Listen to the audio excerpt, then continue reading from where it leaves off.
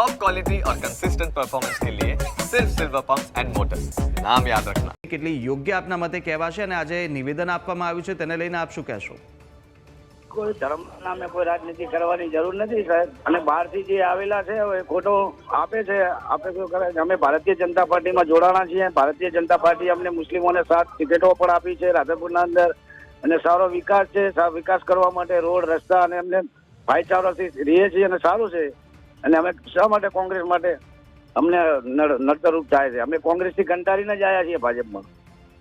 એમણે એવું કીધું છે કે કોઈ દિવસ જે મુસ્લિમ મતદારો છે તે કોઈ દિવસ ભાજપને અંદર જોડાઈ પણ ના શકે, તો તે કેવી રીતે જોડાયા છે? કોઈ દબાણ કરવામાં આવ્યું છે? ને એમને કોઈ દબાણ નથી, અને બધા સ્વૈચ્છિક જ જોડાણ થયા છે અને સારી રીતે કામ પણ પાર્ટી કરે છે. અને અમે અમદાવાદ બી પાર્ટીમાં નતા તો ભાઈ અમારા કામ થતા હતા, અને અત્યારે પાર્ટીમાં જોડીને અમે સારા કામ કરાવશું, વિકાસના કામો, સૌનો વિકાસ સૌનો સાથ. અચ્છા, તો મુસ્લિમ સમાજ સામે કોઈ બીજેપી જેમના સામે વિરોધ કરાવી રહ્યા હોય, નફરત ફેલાવી રહ્યા હોય તેવા પણ આક્ષેપો ગ્યાસુદ્દીન શેખ દ્વારા કરવામાં આવ્યા છે. આપ અત્યારે બીજેપીમાં બહારની પાર્ટીઓના માણસો આવીને કરાવી રહ્યા છે, પણ મુસ્લિમ સમાજે કોઈ દોરાવાની જરૂર નથી. અને ગામમાં રહેવાનું છે, ભાઈચારો છે, ભાઈચારાથી રહેવાનું છે. અને એવું હોત તો ભાજપ પાર્ટી ટિકિટ જ ના આપો સાહેબ. જે 7 કેન્ડિડેટને ટિકિટો આપી છે તો સારા જોઈને એમને જોયો છે ને કે ગામના અંદર સારો માહોલ રહે, સારા હારી ભરીને રહે. અને કોંગ્રેસને આવી કોઈ અપેક્ષા કરવાની જરૂર જ નથી. બિલકુલ. અને ઇકબાલભાઈ, આપે જેમ કીધું એમ એક ફરીવાર કહી દઉં, મુસ્લિમ સમાજનો જે કટ્ટર વ્યક્તિ છે તે બીજેપીમાં કઈ રીતના જોડાય તેને લઈને આપ પણ અત્યારે બીજેપીમાં સામેલ થયા, પરંતુ બીજેપીના સમર્થનમાં આવ્યા છો. પરંતુ શું અનેક એવા લોકો છે જે આવા જ પ્રકારના આક્ષેપો કરી રહ્યા છે, આવા પ્રકારની નિવેદનબાજી કરી રહ્યા છે, તેમને આપ શું કહેશો? બસ કોંગ્રેસ પાર્ટીના અંદર છે આ મૂળિયા પકડી રહ્યા છે, એ ખરાબ છે. એના માટે કઈ એવું છે નહીં તો કે જનતા પાર્ટી ખરાબ છે. ભારતીય જનતા પાર્ટી સારી જ છે, એના અંદર સ્વૈચ્છિક બધા જોડાણા છે અને કામ પણ સારા થાય છે. યોજના પણ સારી છે, બધી મુસ્લિમોને બી મકાન બધું આપ્યું છે. જે પણ મળે છે એ બધી સહાયો મળે છે ગવર્મેન્ટની. કોઈ એમાં બકાત નથી રાખવામાં આવ્યા કે મુસ્લિમોને ના આપતા કે આ ના આપતા, બધું મળી છે મુસ્લિમોને. શા માટે ના રહીએ પક્ષના અંદર કે જેનાથી વધારે લાભ લઈ શકીએ આપણે? તો મુસ્લિમ સમાજની દરગાહ અને મસ્જિદોને પણ ટાર્ગેટ કરવાની વાત બીજેપી દ્વારા કરવામાં આવે છે, ટાર્ગેટ એવી પણ વાત કરી છે ગ્યાસુદ્દીન શેખે. તે કેટલી યોગ્ય ને એ બાજુનો સ્થિતિ, સ્થાનિક સ્થિતિ આપ શું વર્ણવશો? તો અત્યારે ત્યાં કેવી સ્થિતિ છે? કોઈ અમારો એવો કોઈ હેતુ નથી અહીંયા. કોઈ એવું છે નહીં કે મસ્જિદ કે તોડવાનું, કોઈ કે દરગાહ તોડે, કોઈ કશું નથી એવું. આ બધા ખોટા અપેક્ષો કરવામાં આવે છે કોંગ્રેસ પાર્ટીમાંથી. ઉશ્કેર જણાવ્યું છે આ લોકો ભારતીય જનતા પાર્ટીમાં સંબોધન સારું મળી રહ્યું છે શહેરના અંદર, એટલે આ બધું વાદાજનક વાતો કરી રહ્યા છે. ઇકબાલભાઈ, આપ અમારી સાથે જોડાયા તે બદલ આપનો આભાર. તો ઇકબાલભાઈ ગાંચેતા વોર્ડ નંબર 5ના ઉમેદવારના પતિ હતા કે જેઓ બીજેપીના સમર્થનમાં હતા, અને તેમણે કહ્યું છે કે મુસ્લિમ સમાજનો જે કટ્ટર વ્યક્તિ છે તે પણ બીજેપીના વિકાસના કાર્યોને જોઈને અત્યારે ત્યાં ગયો છે, કે ન તો તેનાથી દબાઈને કોઈ દબાણમાં ત્યાં આગળ ગયો છે. અને આજે ગ્યાસુદ્દીન શેખ દ્વારા જેટલા પણ જે નિવેદન દરમિયાન જે આક્ષેપો કરવામાં આવ્યા છે તે તમામ પાયાવિહોણા હોવાનું પણ તેમણે ગણાવ્યું છે.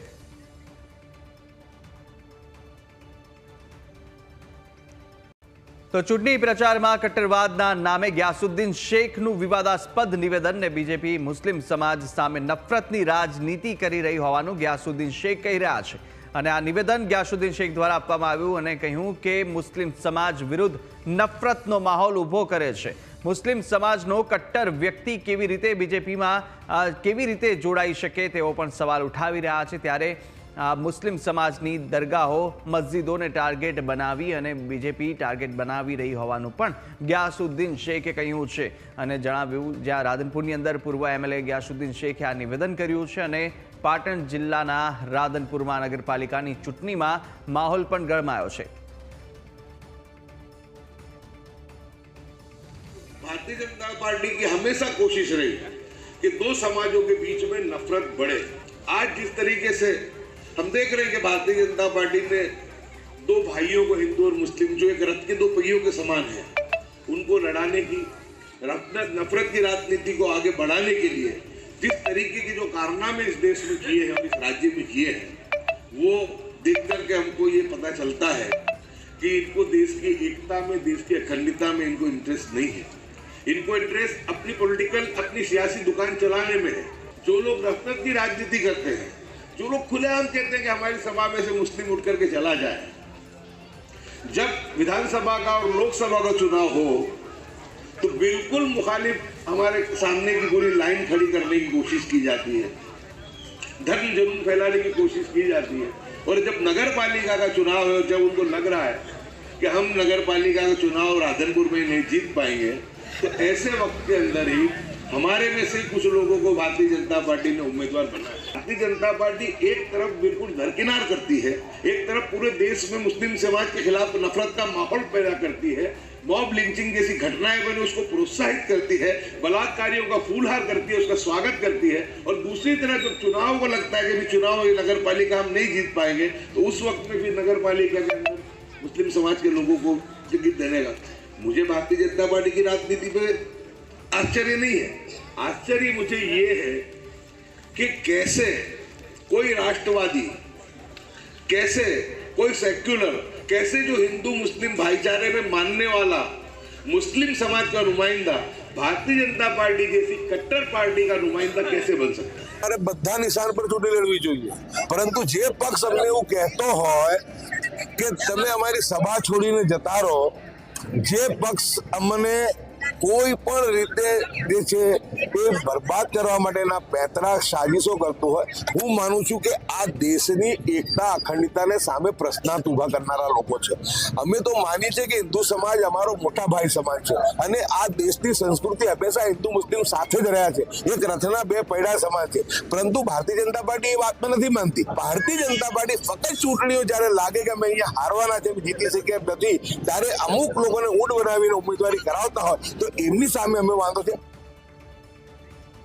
તો ચૂંટણી પ્રચારની અંદર આ નિવેદન આપવામાં આવ્યું છે। કટ્ટરવાદના નામે ગ્યાસુદ્દીન શેખ દ્વારા વિવાદાસ્પદ નિવેદન આપવામાં આવ્યું છે। બીજેપી મુસ્લિમ સમાજ સામે નફરતની રાજનીતિ કરતા હોવાનું ગ્યાસુદ્દીન શેખે જાહેર મંચ પરથી કહ્યું અને આ વિવાદાસ્પદ નિવેદન બાદ રાજનીતિ પણ ગરમાઈ રહી છે। મુસ્લિમ સમાજ વિરુદ્ધ નફરતનો માહોલ ઊભો કરી રહ્યા હોવાનું ગ્યાસુદ્દીન શેખ કહી રહ્યા છે। તો મુસ્લિમ સમાજનો કટ્ટર વ્યક્તિ કેવી રીતે બીજેપીની અંદર જઈ શકે તેને લઈને પણ સવાલ ઉઠાવ્યો અને અનેક આરોપો પણ લગાવવામાં આવ્યા। મુસ્લિમ સમાજની દરગાહોને ટાર્ગેટ કરવામાં આવી રહી છે તેવું પણ કહ્યું, મસ્જિદને ટાર્ગેટ કરવામાં આવી રહી છે અને જે કટ્ટરવાદના નામે આ ગ્યાસુદ્દીન શેખે જે નિવેદન આપ્યું છે તેને લઈને પણ હવે રાજનીતિ ગરમાઈ રહી છે। તો મુસ્લિમ સમાજ માટે જે બીજેપી દ્વારા જે કટ્ટરવાદ, જે કટ્ટર વ્યક્તિ મુસ્લિમ સમાજનો બીજેપીમાં કેવી રીતે જોડાઈ શકે છે તેને લઈને સવાલ ઉઠાવ્યો અને કહ્યું કે બીજેપી જે મુસ્લિમ સમાજની દરગાહો હોય છે અને મસ્જિદ હોય છે તેને ટાર્ગેટ બનાવી અને તેમને દબાણ આપવામાં આવતું હોવાનું પણ કહ્યું છે।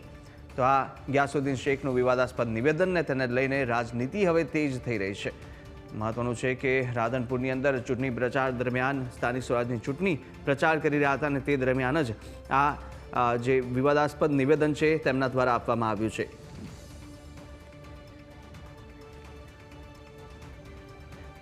તો બીજેપી નેતા હિતેન્દ્ર પટેલ આપણી સાથે ફોન લાઈન પર જોડાઈ ચૂક્યા છે। હિતેન્દ્રભાઈ, આપનું સ્વાગત છે। પરંતુ જે રીતે અત્યારે એક બાજુ નિવેદનબાજી તો ચાલશે, સ્થાનિક સ્વરાજની ચૂંટણી છે, પરંતુ આ રીતે નફરતની રાજનીતિ ક્યાં ક્યાંક ઊભી કરવામાં આવી રહી છે તેવો આક્ષેપ છે તે ગ્યાસુદ્દીન શેખ બીજેપી પર કરી રહ્યા છે। બિલકુલ સાચી વાત છે। કોંગ્રેસ જે રીતે આ વિભાજનકારી, પરિવારવાદની, તૃષ્ટિકરણની અને નફરતની રાજનીતિ કરીને વર્ષો સુધી લઘુમતી સમાજમાં એને મતદારો તરીકે ઉપયોગ કર્યો, પરંતુ છેલ્લા 10 વર્ષમાં આ સમાજે પણ નોંધ્યું છે કે લઘુમતી સમાજનો વિકાસ, શાંતિ, સલામતી, સમૃદ્ધિ ભારતીય જનતા પાર્ટીના શાસનમાં થઈ છે। આદરણીય નરેન્દ્રભાઈ મોદી સાહેબના નેતૃત્વમાં ભારતીય જનતા પાર્ટીએ સૌનો સાથ, સૌનો વિકાસનો મંત્ર આપ્યો છે અને લોક કલ્યાણની તમામ યોજનાઓ, એ સબસિડીની હોય, શિક્ષણની હોય, આરોગ્યની હોય, સૌને માટે સરખી રીતે ઉપલબ્ધ કરાવી છે અને ભૂતકાળના પ્રમાણમાં ખૂબ યોજનાઓના માધ્યમથી જનકલ્યાણનો પ્રયાસ કર્યો છે। સૌ સમાજે એ અનુભવ્યો છે અને પરિણામે લઘુમતી સમાજ પણ આ રાષ્ટ્રવાદી વિચારધારા તરફ આકર્ષાયો છે અને સમર્થન કરી રહ્યો છે। એવા સંજોગોમાં સતત હારતી કોંગ્રેસ ફ્રસ્ટ્રેશનમાં આવી ગયેલી કોંગ્રેસ અને કોંગ્રેસના નેતાઓ આવા અનાપ શનાપ નિવેદનો કરે છે, આવી વિભાજનકારી રાજનીતિ કરે છે। વર્ષોથી કોંગ્રેસે જ્ઞાતિ, જાતિ, પંથ, પ્રાંતમાં વહેંચી ગરીબો, લઘુમતીનો ઉપયોગ માત્ર મતદારો તરીકે કરી અને એમનો કોઈ વિકાસ નહોતો કર્યો, એ આ જનતા સમજી ગઈ છે અને એટલે આ વિકાસની રાજનીતિમાં સમર્થન આપી રહી છે। એવા સંજોગોમાં ગ્યાસુદ્દીનભાઈનું આ નિવેદન છે અને સખત શબ્દોમાં વખોડું છું અને એ શાંત પાણીમાં કાંકરી ચાળો કરવાનો પ્રયાસ ના કરે। દેશની જનતા શાંતિ, સલામતી અને સમૃદ્ધિ ઈચ્છે છે। ખૂબ બધા પ્રયત્નોથી 10 વર્ષમાં આપણે અનેક લોક કલ્યાણના કામો, સાંસ્કૃતિક વિરાસતની જાળવણીના કામો સરહદી સુરક્ષાના કામો કર્યા છે અને જનતાનું એને સતત ને સતત સમર્થન મળી રહ્યું છે, એવા સંજોગોમાં અમૃતકાળથી સુવર્ણ જયંતિ સુધીની આપણી યાત્રા છે વિકસિત ભારતની, એમાં આવો કાંકરી ચાળો કરી અને ભારત વર્ષનું નુકસાન કરવાનો કોઈ પ્રયાસ કરે અને સહેજ પણ સાંકી લેવા નહીં આવે. હવે પછી આવી ધમકીની જો કોઈ રાજનીતિ હશે તો એના ઉપર સખત કાર્યવાહી કરવામાં આવી. હિતેન્દ્રભાઈ, જે રીતે ગ્યાસુદ્દીન શેખ કહી રહ્યા છે કે મુસ્લિમ સમાજનો જે કટ્ટર વ્યક્તિ છે તે બીજેપીમાં કેવી રીતે જઈ શકે, કેવી રીતે બીજેપીની અંદર વોટ આપી શકે, તેને લઈને પણ સવાલ ઉઠાવ્યા અને સીધું કહ્યું છે કે ક્યાંક ક્યાંક તેમની પણ દબાણ કરવામાં આવતું હોય તેવા આક્ષેપો તેમના દ્વારા કરાઈ રહ્યા છે.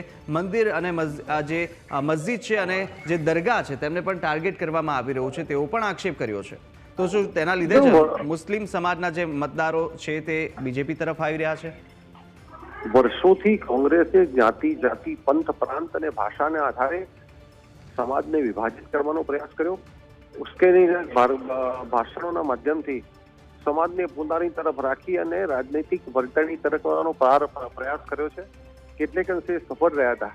જેમ જેમ સમાજોમાં શિક્ષણનું પ્રમાણ વધ્યું, જાગૃતિ આવી, સાથે સાથે વર્ષોથી એક જ વિચારધારામાં કામ કરતા હતા. હવે નરેન્દ્ર મોદીના 10 વર્ષના શાસનનો એમને અનુભવ થયો, અહેસાસ થયો, વિકાસનો અહેસાસ થયો, વ્યક્તિગત અને સામાજિક વિકાસનો અહેસાસ થયો અને એટલે આ રાષ્ટ્રવાદી વિચારધારામાં સમર્થન આપી રહ્યા છે. ત્યારે પોતાના પગ નીચેથી જે રાજકીય જાજમ ખસી રહી છે, કોંગ્રેસ સતત હારતી રહી છે, એવા સંજોગોમાં એમના નેતાઓનું આ ફ્રસ્ટ્રેશન બતાવે છે. એટલે હિતેન્દ્રભાઈ, એક તરફ એવું પણ કહેવામાં આવ્યું કે બીજેપી પાર્ટીને જો ત્યાં આગળ હાર દેખાય વિસ્તારની અંદર, મત વિસ્તારમાં, તો એ મુસ્લિમ કેન્ડિડેટ છે તે ઊભો કરી દે છે. શું આ રીતે હવે વોટ બેંક પણ એ રીતે બનાવી રહી છે બીજેપી? ભારતીય જનતા પાર્ટીએ હિન્દુસ્તાનની રાજનીતિના ઇતિહાસમાં કોઈ પણ જાતના આવા ગઠબંધનો કે ગતકડાઓથી ઉપર આવીને વિકાસની રાજનીતિનો નવો એક આયામ આપ્યો છે.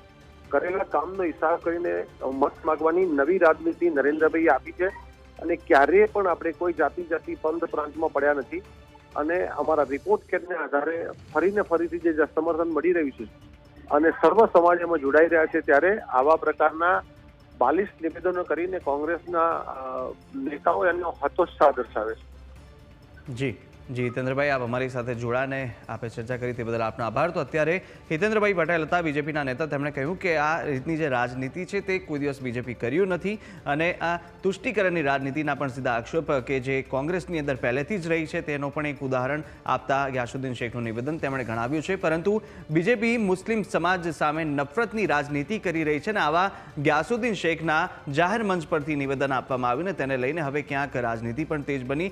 આક્ષેપ પ્રતિ આક્ષેપ પણ અત્યારે થઈ રહ્યા છે, પરંતુ ક્યાંક ક્યાંક રાજકીય જે ગલી છે તે પણ અત્યારે ગરમાઈ રહી છે.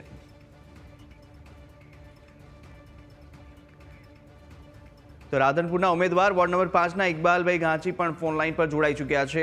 ઇકબાલભાઈ, જે રીતે અત્યારે નિવેદનબાજી થઈ રહી છે, જાહેર મંચ પરથી ચૂંટણી પ્રચારમાં નિવેદનબાજી કરવામાં આવે, પરંતુ આ રીતે કોઈ સમાજને લઈને જે રીતે અત્યારે રાજનીતિ થઈ રહી છે, ધર્મને આધારે રાજનીતિ કરવી